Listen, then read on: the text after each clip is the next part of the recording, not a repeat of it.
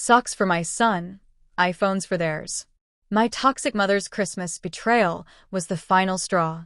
I made them face the true consequences they will regret forever.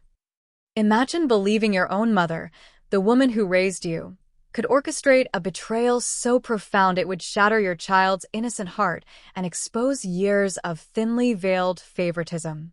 That's exactly what happened to me when her promise of something small for Christmas dissolved into a stark, painful reality: expensive phones for my sister's kids and a cruel slap in the face for my own. It all started last October. I drove to my mom, Margaret's, house in Milwaukee with my son, Leo, who was just 8 years old, still believing in the magic of family gatherings. My sister, Briar, was already there with her twins, Ava and Ben, both 12, glued to their phones. My mom, Margaret, announced, her voice calm, almost rehearsed, "Everyone will get something small this year. We're keeping it simple and fair." "Sounds reasonable," I said, pouring myself some coffee. I figured Leo would be happy with anything. Mom smiled, but it didn't reach her eyes. It was that look she always got when she was plotting something, the one that made me uneasy, though I could never pinpoint why. I brushed it off. Christmas was still 2 months away. "My name is Chloe. I'm 35, a single mom, and I work as a regional manager for a pharmaceutical distribution company. It's demanding, but it pays well enough for Leo and me. His dad hasn't been in the picture for 6 years, not since he decided fatherhood wasn't his plan. So it's been just the two of us. I pride myself on being independent. I don't ask my family for help, financially anyway. I make my own way, but I still show up for holidays, trying to maintain connections even when they feel more like obligations." Briar finally looked up from her phone. "Mom, the kids really want new phones for Christmas. You know, the ones with the good cameras." "We'll see," Margaret replied, non-committal. A small twinge of annoyance hit me. Briar's husband, Mark, worked in sales and made good money. They weren't struggling, but my sister had always been good at asking for things, at making people feel they owed her. "What about you, Leo?" my mom asked, bending to look at him. Leo shrugged his small shoulders. "I don't know. Maybe some art supplies or books." Margaret patted his head absently. "We'll figure something out." I watched her, noting how quickly she moved away from him, her attention immediately shifting back to Ava and Ben. It wasn't the first time I'd noticed the difference in how she treated the kids, but I'd always told myself I was being oversensitive. That evening, driving home, Leo was quiet. I glanced at him in the rearview mirror. "You okay, buddy?" "Yeah," he said, his voice small. "Mom, does Grandma like Ava and Ben more than me?" My hands tightened on the steering wheel. Ava and Ben were spoiled in ways that made my teeth ache. My mom had always doted on them, made excuses for their behavior, found reasons to give them more. "Of course not," I lied, my voice gentle. "Grandma loves you very much." But even as I said it, I knew it wasn't true. Margaret had always favored Briar. Growing up, my sister got the bigger room, the nicer clothes, the more expensive gifts. I was the responsible one, the one who didn't need as much attention, the one who could figure things out. That pattern had extended to our children. I'd spent years telling myself it didn't matter. We didn't need anyone else's validation. But watching Leo's face in that mirror, seeing the uncertainty there, something inside me cracked. 2 weeks later, my mom called about health insurance. She and my dad, Robert, had been on my family plan for 3 years, ever since his company's benefits changed and premiums skyrocketed. I'd added them without hesitation because that's what family does. "Just checking that everything's still good for next year," she said. "Of course, you and Dad are covered. Briar too, right?" I'd added my sister 18 months ago when Mark's job hit a rough patch. "Yes. Thank you, honey. You're so good to us." I should have felt warm. Instead, it felt hollow, like she was reading a script. I pushed it aside, focusing on work, on Leo's school, on the ordinary rhythm of our lives. November passed. Thanksgiving dinner at my parents' was the usual affair. Robert carved the turkey while Margaret fussed over Ava and Ben, ensuring they had extra helpings. Leo sat quietly, eating without complaint, not asking for anything special. "Chloe, you look tired," Briar said, her voice dripping with false concern. "Are you sleeping enough?" "I'm fine," I replied, keeping my voice even. "You should take better care of yourself. It's hard being alone, I'm sure." There it was. The subtle dig. The reminder that I was single, that I didn't have a partner to share the load, that my life was somehow less than hers. I didn't respond. I'd learned years ago that engaging with Briar only made things worse. But I filed it away. Another piece of evidence that something in this family dynamic had been broken for a very long time. As December approached, Margaret called more frequently, always with small requests, always with that same empty gratitude. The first week of December brought an unexpected cold snap. I was buried in work. Leo had started asking about Christmas, his excitement building despite my warnings that gifts would be modest. "Remember what Grandma said?" I reminded him. "Everyone's getting something small." "I know, Mom," he said, hanging an ornament he'd made. "I don't need anything big anyway. I just want everyone to be together." His words made my chest tight. At 8, he was more emotionally mature than half the adults in our family. He'd had to be.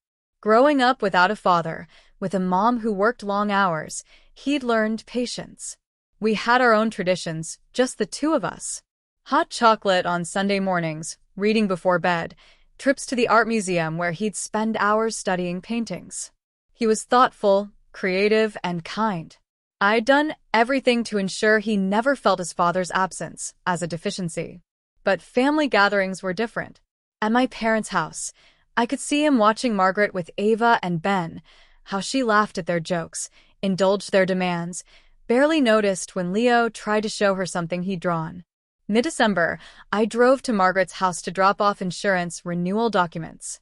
Briar was already there, her twins playing video games on the massive TV my parents had bought them last Christmas. "Chloe," Margaret said, taking the papers.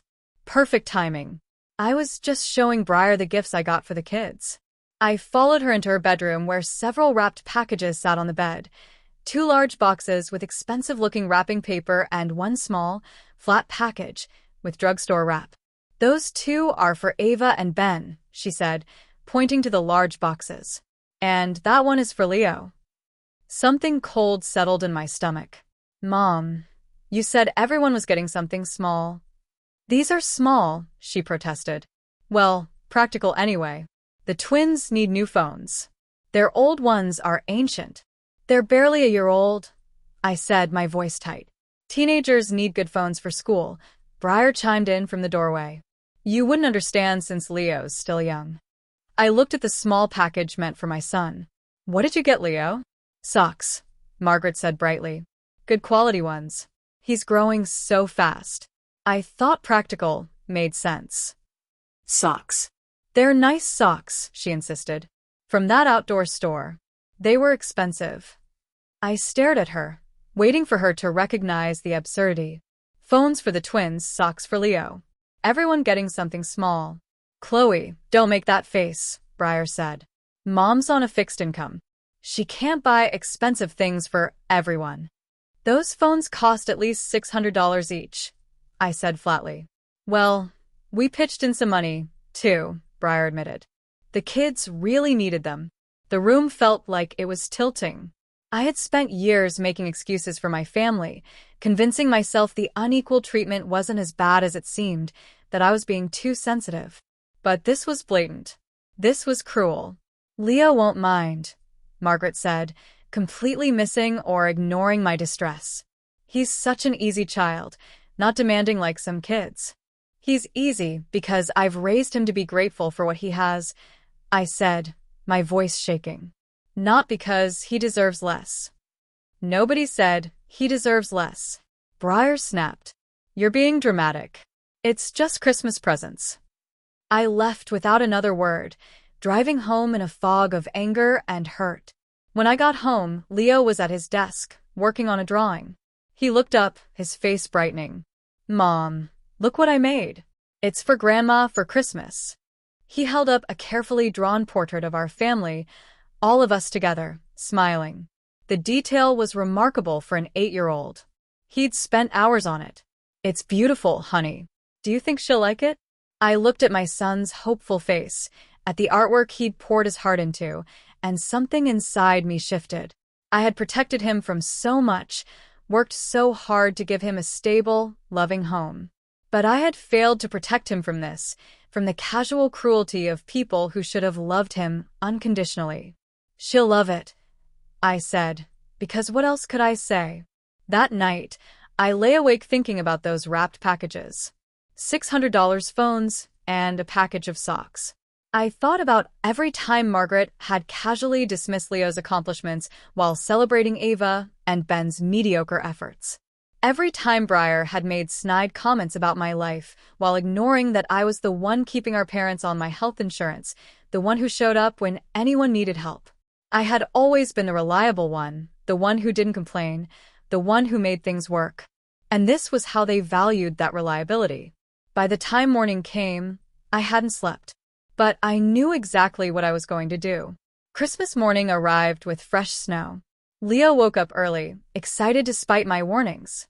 We opened our presents first, just the two of us. I had gotten him art supplies, books he'd wanted, and a new winter coat he needed. He had used his allowance to buy me a coffee mug with "World's Best Mom" painted on it in wobbly letters. I held it and fought back tears. "Do you like it?" he asked anxiously. "I love it," I said, pulling him into a hug. "It's perfect." We were supposed to be at my parents' house by noon.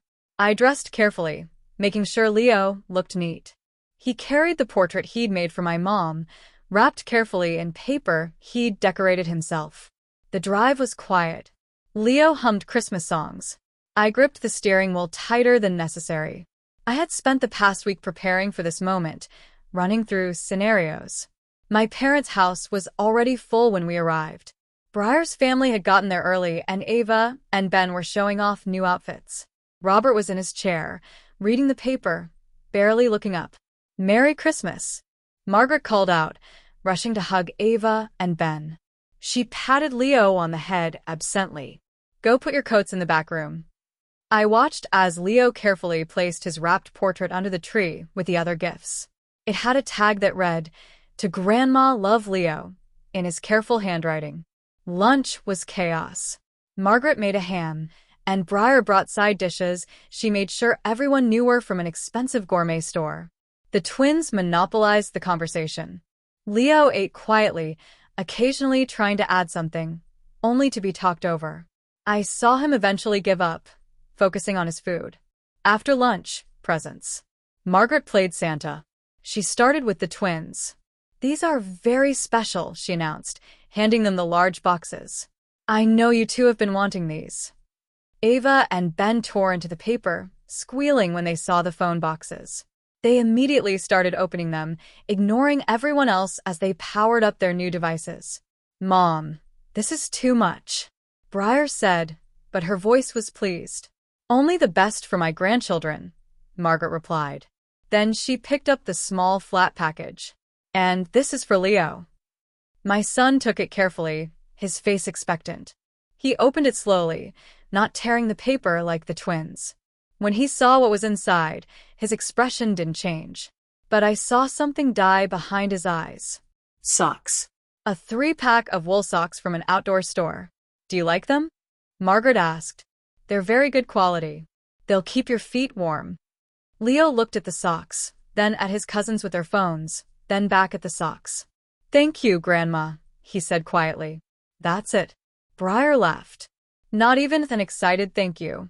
Kids these days don't appreciate practical gifts." He said, "Thank you," I said, my voice sharp. "Well, he could sound more grateful," Margaret added. "Those socks weren't cheap." I watched my son clutch the package of socks, his small hands tight on the cardboard packaging. He wasn't crying. He wasn't complaining. He was just sitting there, trying to understand why his cousins got phones and he got socks when Grandma had promised everyone something small. "Mom," Leo whispered, leaning close to me. "Did I do something wrong?" Those words broke something in me I didn't even know could break. I pulled him into a hug, holding him tight.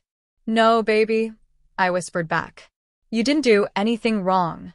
Not one single thing." Briar was helping her twins set up their phones. Margaret was cooing over how excited they were.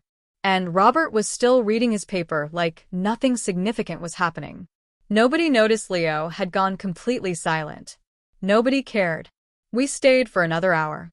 Leo never mentioned the present disparity again. He thanked Margaret 3 more times for the socks, each time sounding a little smaller, a little more defeated. When it was time to open the gift he'd made, Margaret barely glanced at the portrait. "Oh, how nice," she said, setting it aside to make room for wrapping paper. "You're getting so good at drawing, honey." She put it on the side table, sandwiched between magazines and mail, and immediately turned her attention back to Ava and Ben, who were taking selfies. Leo saw where she'd put his portrait. His face remained neutral, but I knew him well enough to read the hurt there.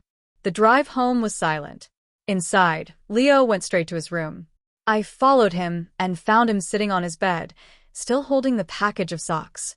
"Did I do something wrong?" he asked again, and this time his voice cracked. I sat down next to him and pulled him close. "No, sweetheart. You did everything right. This isn't about you." Then why did Ava and Ben get phones and I got socks? I had no answer that would make this better.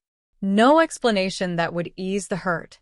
So I just held him while he cried quietly into my shoulder, mourning something he was too young to fully understand, but old enough to feel deeply. That night, after Leo was finally asleep, I sat at my kitchen table with my laptop. I pulled up my health insurance portal and looked at the family plan that covered my parents, my sister, and her husband. Then I smiled, and I started typing. The day after Christmas, I woke up with a clarity I hadn't felt in years. Leo was still sleeping, exhausted. I made coffee and sat at my kitchen table, reviewing the health insurance portal. My family plan covered 6 people: me, Leo, my parents, Briar, and Mark.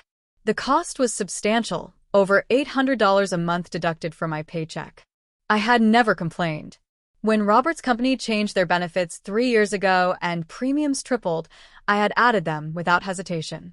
When Briar hit a rough patch 18 months ago, I had added them, too. Because that's what family does. That's what I had been taught. You help each other. You support each other. You show up when it matters. Except it only seemed to work one way. I pulled up my phone and scrolled through photos from yesterday. There was one Briar had posted on social media.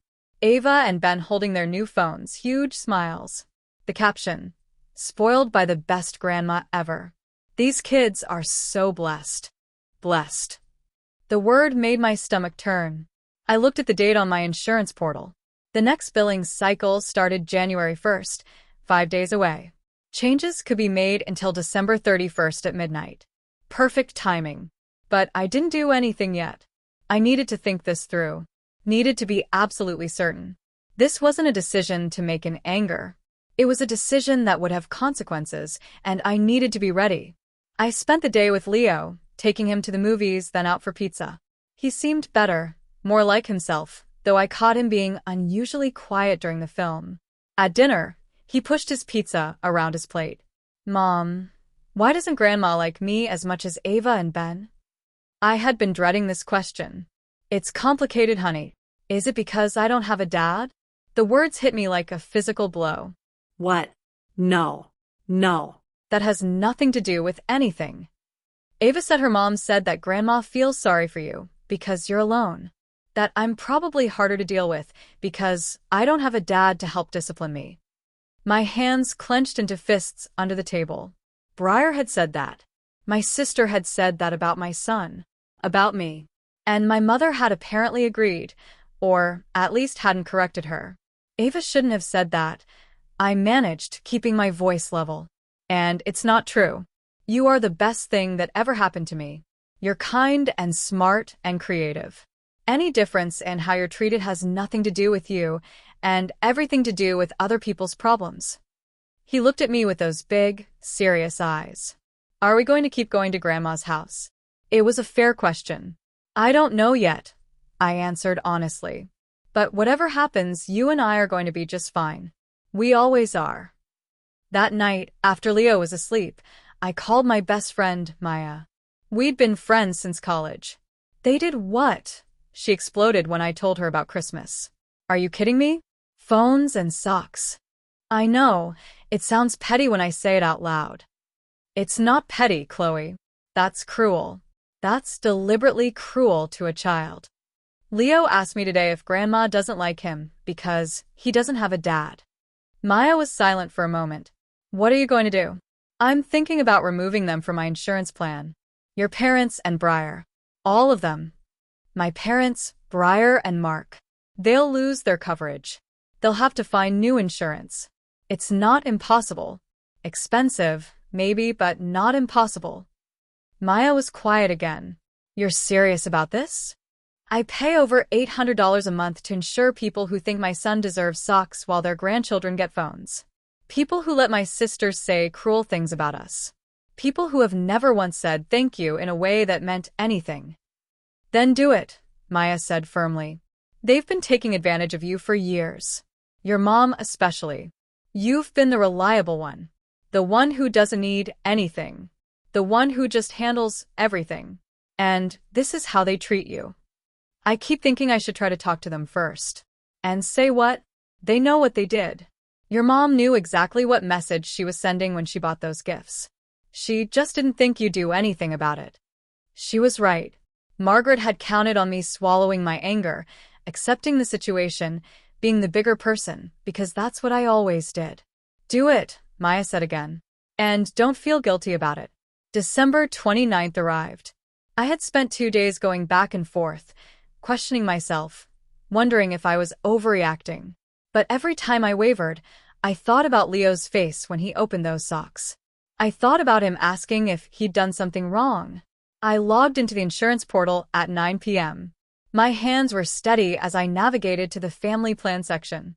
One by one, I removed them. My father, my mother, Briar, Mark. 4 names deleted with 4 clicks. The system asked me to confirm. I confirmed. It asked if I was sure. I was sure. The changes would take effect January 1st. They'd receive notification letters in the mail within a week. Until then, I had roughly 48 hours of peace before the chaos began. I closed my laptop and felt something settle in my chest. Not quite peace, but something close. A sense that I had finally stood up for my son and for myself. December 30th passed quietly. Leo and I stayed home, organizing his new art supplies, reading, being present with each other. My phone rang 3 times. My mom, Briar, my mom again. I didn't answer. I wasn't ready yet. December 31st arrived, and I knew the notification letters had been sent. They'd probably arrive by January 2nd or 3rd. I had that long before everything exploded. Leo and I spent New Year's Eve watching movies and eating popcorn. At midnight, we banged pots and pans together like we did every year. He was laughing, happy, and for the first time in days, he seemed like himself again. January 1st came with fresh snow. I made breakfast and tried not to think about what was coming. My phone rang 4 times that day. I still didn't answer. January 2nd, the calls became more frequent. 6 times from Margaret, 3 from Briar, 2 from Robert, which was unusual. I let them all go to voicemail. That evening, I finally listened to the messages. Margaret's first. Chloe, honey, call me back when you get this. I need to ask you something about the insurance. Her second. Chloe, I got a letter today saying our coverage is ending. There must be some mistake. Can you call the insurance company and sort this out? Her third. Chloe, this isn't funny. Call me back right now. Briar's messages were progressively angrier. Robert's message was tired. Chloe, your mother is very upset. Please call us back. I didn't call back. Not yet. January 3rd arrived with my phone ringing at 7 a.m. I was already awake. It was Margaret. I let it ring 4 times before answering. Hello. Chloe. Margaret's voice was shrill with panic. Finally. I've been trying to reach you for days. Did you get my messages? I did. Then, why didn't you call back? We got letters saying our health insurance is being canceled. There has to be a mistake. You need to call them and fix it. I poured myself coffee, letting the silence stretch. It's not a mistake, Mom. What? What are you talking about? I removed you, Dad, Briar, and Mark from my family plan. The coverage ended January 1st. The silence on the other end was deafening. Then you did what? I removed you from my insurance. You'll need to find your own coverage now. Chloe, you can't do that. We need that insurance. Your father has doctor appointments scheduled. I have prescriptions that need refilling. You can't just cancel our insurance. I can, actually. It's my plan. I've been paying for it for 3 years. But we're family. You can't just abandon us like this. The word abandon hit something raw in me. Like you abandoned my son on Christmas, when you gave his cousins $600 phones and gave him socks? Oh, for heaven's sake. Is this what this is about? You're upset about Christmas presents? I'm upset that you promised everyone would get something small and then gave Ava and Ben expensive gifts while my son got socks. I'm upset that you didn't see anything wrong with that. I'm upset that when Leo asked if he'd done something wrong, I had no good answer for him. He's being dramatic. They're just presents. He's 8 years old, Mom. And he's not being dramatic. He asked me if you don't like him, because he doesn't have a father. Do you know why he asked that? Because Ava told him that Briar said you feel sorry for me for being alone, and that I'm probably harder to raise because I don't have a husband to help discipline me. Margaret was quiet. Briar shouldn't have said that. But she did. And apparently you agreed. Or, at least you didn't correct her. So Leo, who is 8 years old, thinks his grandmother doesn't love him as much because his father left. Chloe, you're blowing this out of proportion. Am I? Because from where I'm standing, my son received the message loud and clear that he's worth less than his cousins, and I'm done pretending that's acceptable. So, you're going to punish us by taking away our health insurance? That's incredibly vindictive. I laughed, but it wasn't a pleasant sound. Vindictive? I've been paying for your insurance for 3 years. I added Briar and Mark when they needed help. I've never asked for anything in return. But the moment I stopped giving you something, I'm vindictive? We needed that insurance. Then you should have treated my son with basic respect. You should have kept your promise about small gifts. You should have thought about how your actions would affect a child. Chloe, please. You're being unreasonable. Can we just talk about this? We're talking about it. The answer is no. Find your own insurance. We can't afford the premiums on our own. You know that. Then maybe you shouldn't have spent $1,200 on phones for the twins. That's different. How? Explain to me how that's different. She couldn't or wouldn't. The silence stretched again. Finally, she said, your father and I raised you better than this. We taught you about family loyalty. You taught me that family means being there for people even when they don't deserve it. But you forgot to teach me that it should go both ways. I hung up before she could respond. My hands were shaking, but not from fear or regret. From release. From finally saying things that had needed to be said for years. The phone rang again immediately. Briar this time. I answered. What the hell is wrong with you? She screamed before I could even say hello. Mom just called me crying. You canceled our insurance. I removed you from my family plan, yes. How could you do that? Mark and I need that coverage. We have 2 kids. You also have 2 incomes. You can afford your own insurance. It's going to cost us a fortune. We can't afford premiums right now. But you could afford a chip in for $1,200 worth of phones? That's completely different. Everyone keeps saying that, but nobody can explain how.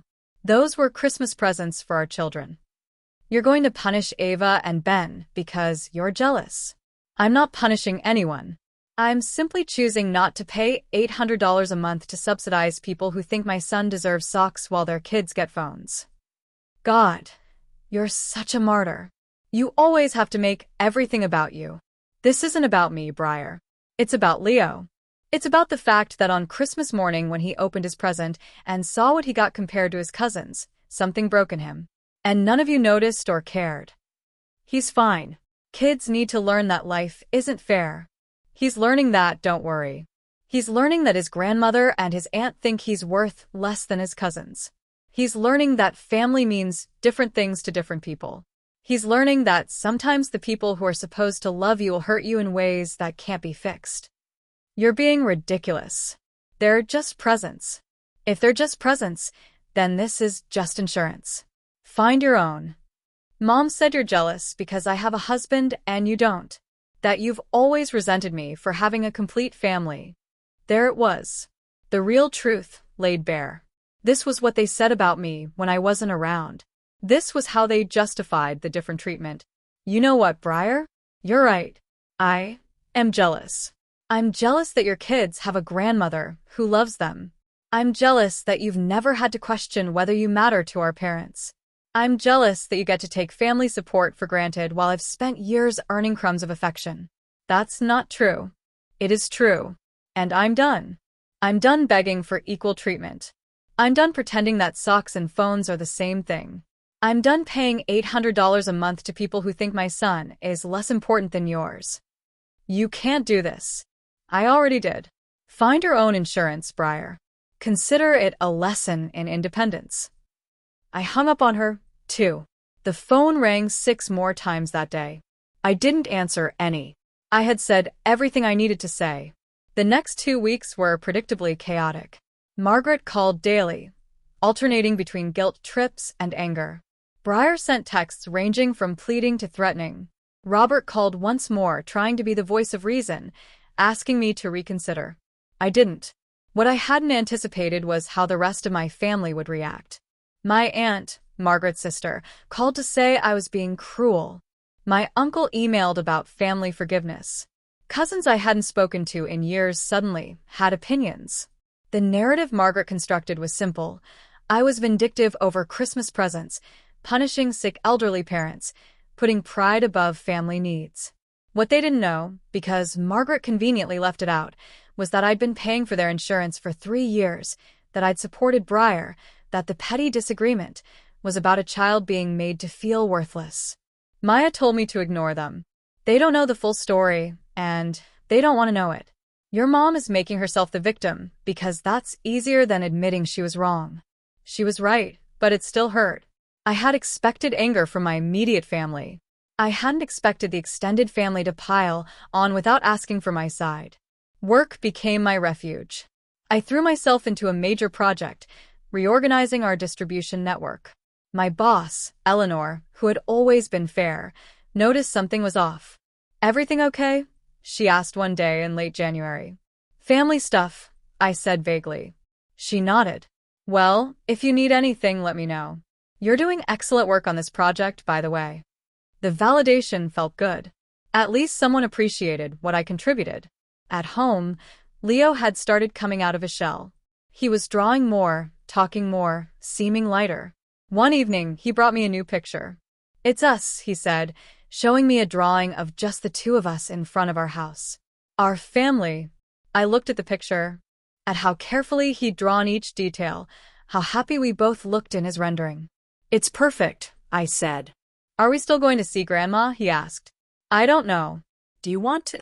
He thought about it seriously. "I don't think so. Not right now." She made me feel bad. "Then we won't go. Not until you're ready, if ever." He nodded, satisfied. It occurred to me that I had been so worried about protecting him from pain that I hadn't considered he might be relieved to step away from a situation that made him unhappy. Mid-February brought an unexpected development. I received a certified letter from my parents' attorney. I was being sued for financial abandonment and elder neglect. They claimed that by removing them from my insurance, I had violated my duty of care and put their health at risk. I stared at the letter in disbelief. They were suing me. My own parents were taking me to court. I immediately called a lawyer, Daniel, someone Eleanor recommended. He specialized in family law. We met the next day. "Have you seen this kind of case before?" I asked, sliding the letter across his desk. Daniel read it carefully. "I've seen similar attempts. They rarely succeed. Adult children aren't legally obligated to provide health insurance for their parents unless there's a specific care agreement in place. Do you have any written agreement with them?" "No, I just added them to my plan when they needed help. Out of kindness." "Yes." "And they're claiming elder neglect. because you stopped. Daniel leaned back. Here's what's going to happen. We'll respond. We'll point out that you have no legal obligation, that you did so voluntarily for 3 years, and that they have other options. The case will likely be dismissed. How much is this going to cost me? My retainer is $2,000. It probably won't go beyond that unless they really push it, which I doubt they will once they realize they have no legal standing. $2,000. Money I'd have to spend because my parents decided to sue me rather than simply find their own insurance. Do it, I said. Draft the response. When I got home, there was a car in my driveway I didn't recognize. As I parked, I saw Briar sitting on my front porch steps. We need to talk, she said. I don't think we do. Please, Chloe. Just 5 minutes. Against my better judgment, I let her inside. Leo was at an after-school art program. We stood in my kitchen, neither of us sitting. Mom and Dad are suing you, Briar said. I know. I got the letter. That's insane. I told them not to do it. Did you? Yes. This whole thing has gotten completely out of hand. I came here to ask you to reconsider. Reconsider what, exactly? Putting us back on your insurance before the lawsuit goes any further. So, you want me to pay $800 a month and pretend nothing happened? I want us to be a family again. I laughed, bitter and sharp. We were never a family, Briar. A family doesn't treat one child better than another. A family doesn't sue each other over insurance. A family doesn't say cruel things and expect it to be forgotten because it's inconvenient to deal with consequences. I'm sorry about what I said about you being alone, about Leo being harder to raise. I shouldn't have said that. But you did say it, and you meant it, and Mom agreed with you. She didn't agree. She didn't disagree either. And that's the problem. None of you have ever stood up for Leo or for me. You've taken what I've given and acted like it was owed to you. Well, it's not, and I'm done. Briar's eyes filled with tears. Please. Mark and I are drowning in premium costs. We can't afford this. You could have afforded it if you hadn't spent $1,200 on phones. That was different. Stop saying that. It wasn't different. You had a choice where to spend your money, and you chose phones over insurance. That's fine. Those are your kids and your priorities, but don't ask me to subsidize that choice. She left angry, and I felt nothing but tired. March arrived with warmer weather and a court date. Daniel had been right. The lawsuit was weak, but my parents were pushing forward, likely hoping I'd cave. They underestimated how utterly done I was with their manipulation. The day before the hearing, I received an unexpected call from my dad, Robert. Not my mom, which was surprising. Chloe, can we talk? Just you and me. I hesitated. What's there to talk about? Please. Coffee somewhere. Just 30 minutes. Against my better judgment, I agreed. We met at a cafe near my office. Neutral territory. My dad looked older, more tired. He ordered coffee and sat across from me. Your mother doesn't know I'm here, he started. That seems to be a theme in this family. People doing things behind other people's backs. He winced. I deserve that. Chloe, I want you to know that I didn't agree with how Christmas went. I thought the gift disparity was wrong. Then why didn't you say anything? Because I've spent 40 years not saying anything when your mother favors Briar. Because it was easier to keep the peace than to fight about it. And where did that get any of us? He sighed. You're right. I should have spoken up. I should have done it years ago. But I'm here now, asking you to drop this before it goes to court. I'm not the one who filed a lawsuit, Dad. I know, but you could resolve it by putting us back on your insurance. Why would I do that? Because we're family. I set my coffee down carefully. You keep using that word like it means something. But family is supposed to protect each other. Family is supposed to treat everyone equally. Family is supposed to care when a child is hurt. We do care about Leo. You have a funny way of showing it. When was the last time you called to ask how he's doing? When was the last time you came to one of his school events? When was the last time you treated him like he mattered as much as Ava and Ben? My dad couldn't answer. We both knew the truth. I'm not putting you back on my insurance, I said quietly. I'm not paying for people who think my son is disposable, and I'm not backing down from this lawsuit. If you want to take me to court, fine. But you're going to lose, and you're going to pay your attorney fees, and at the end of it, you're still going to need to find your own insurance. Your mother will never forgive you for this. I've accepted that, Dad. I'm done. I spent my whole life trying to earn equal treatment from this family. I worked hard, stayed out of trouble, took care of myself, helped whenever anyone asked, and it was never enough. Leo deserved better than what you gave him on Christmas. He deserved better than being compared to his cousins and found lacking. And I deserved better than being expected to bankroll people who treat us like we don't matter. I stood up. I'll see you in court tomorrow, Dad. He didn't try to stop me. That evening, I sat with Leo while he did homework. He was working on a writing assignment about someone he admired. I glanced at his paper and saw he'd written about me. My mom works really hard, his careful handwriting read.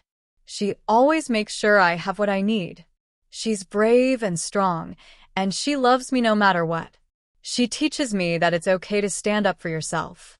I felt tears prick my eyes. Leo, this is beautiful. Is it good enough? He asked, worried. It's perfect. You're perfect. He smiled. That pure, uncomplicated smile that reminded me exactly why I was doing all of this. Not for revenge, not for payback, but to show him that his worth wasn't negotiable, that he deserved to be defended, that standing up for yourself wasn't selfish. It was necessary. The next morning, I dressed carefully for court. Daniel met me outside, looking confident. They're going to try to paint you as uncaring and vindictive, he warned. Just stick to the facts. You have no legal obligation to provide insurance. You did so voluntarily. You stopped.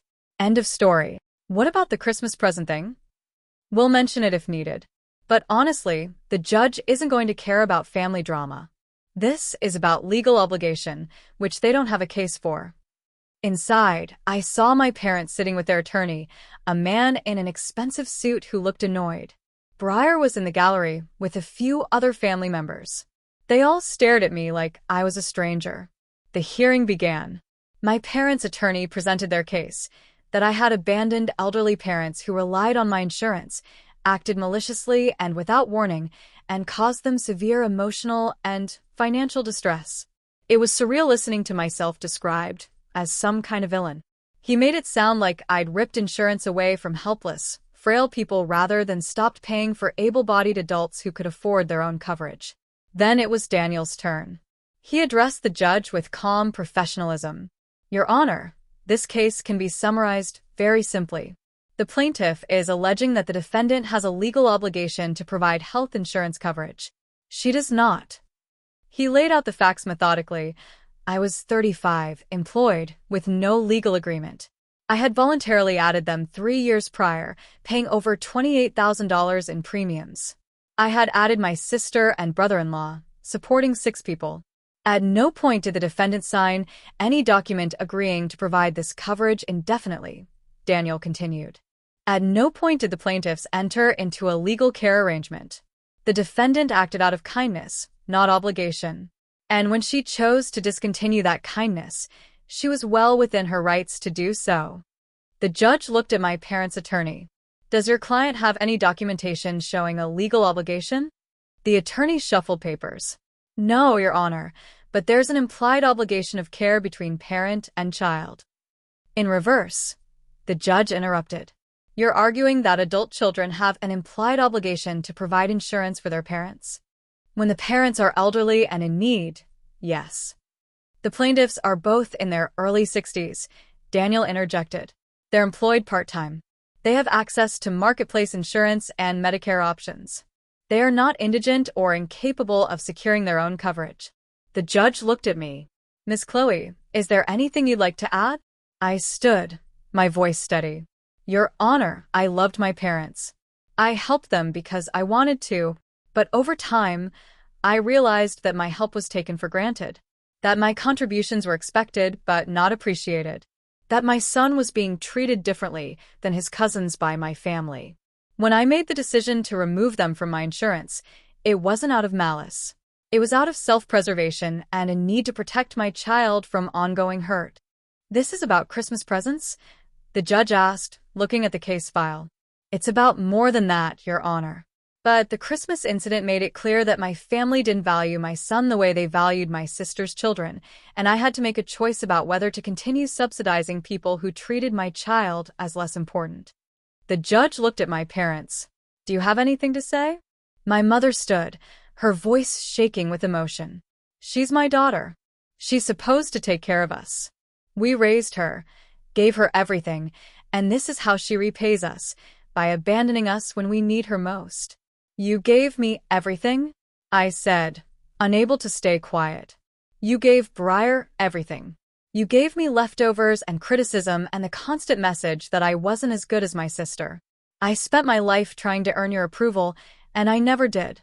So, yes, I stopped paying for your insurance because I finally realized that I don't owe you anything just because you're my parents.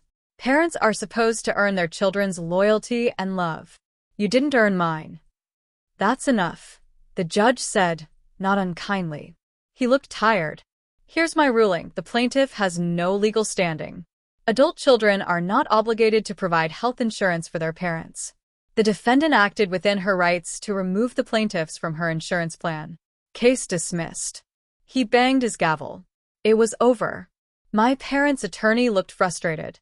My mother was crying. My father stone-faced.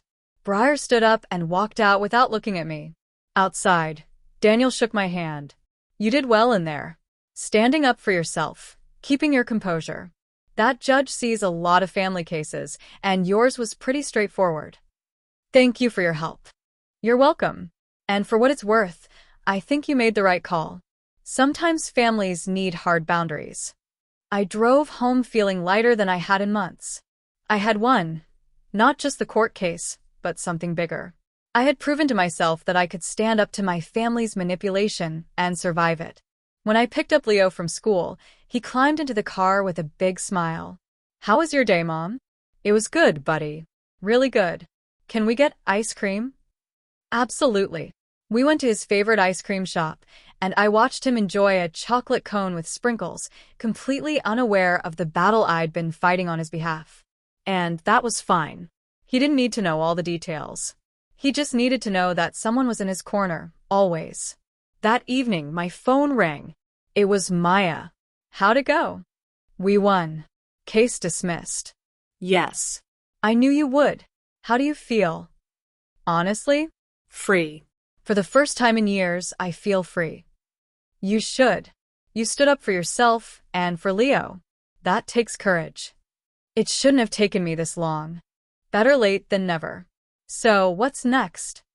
I looked around my small house, at Leo's drawings on the walls, at photos of just the two of us. Next, we just live our lives without the weight of people who don't appreciate us. Sounds perfect. The months that followed were quieter than I expected. I had braced for more fights, more attempts at manipulation, but they never came. My parents and Briar found their own insurance, expensive, but manageable. The lawsuit had cost them thousands in legal fees they couldn't recover.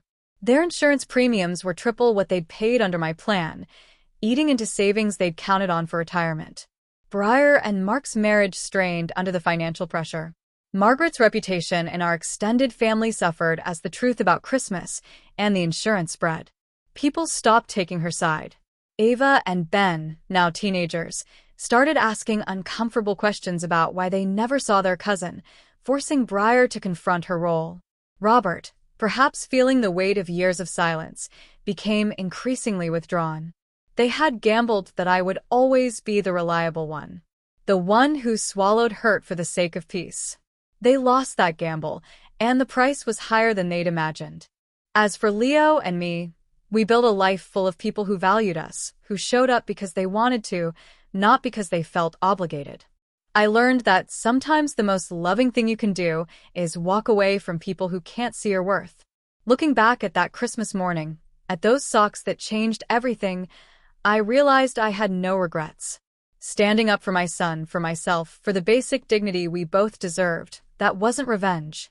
That was simply refusing to settle for less than we were worth. And that made all the difference.